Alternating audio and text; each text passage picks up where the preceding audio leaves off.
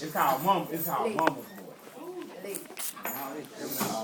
The premise behind it is 12 years this month. February 20th was the day she passed. My mother died on February 20th. So that's why I was really kind of all right, y'all ready? Yeah. I'm nervous. Hey, you got that on the page.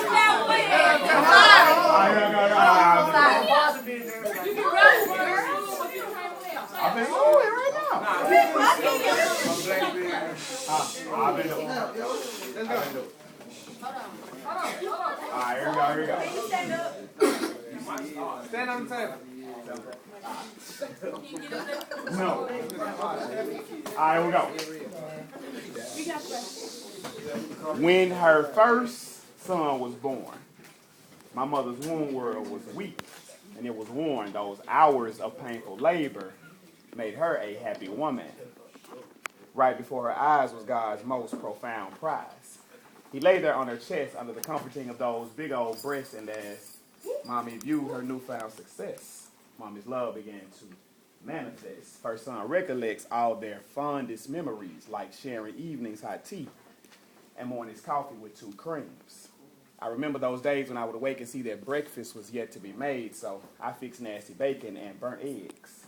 But the thought was sweet because I fixed my mother breakfast in bed. I remember thinking to myself, my mother was colder than any doctor I could ever see. I mean, I had to bust my head open to the white meat. I ran home screaming. She took me in the bathroom and put me on her knee. Got an ice cream scoop full of Vaseline and smothered it all over my face. Gave me 2 Band-Aids, a big cup of Kool-Aid, and they said, baby, go on back outside and play. I'm trying to clean up.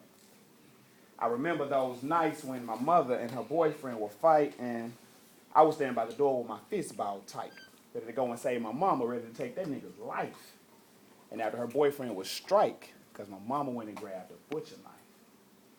Her son rubbed his fingers across Mama's battered eye as she cried and reminded him that he was all the king that she needed.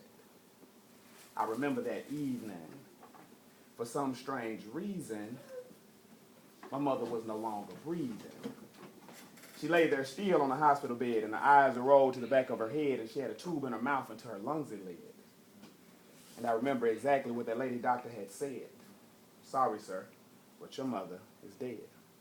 On the bed she lied, and on the floor I cried as I was reminded that my mother won't be there by my side to see the birth of my first child.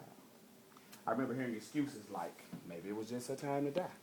Or baby, keep your head up high, and death is just a part of life, and the worst one, it's going to be all right. But somebody tell me, how was it all good when I lost the woman in which I was the first man to ever give motherhood?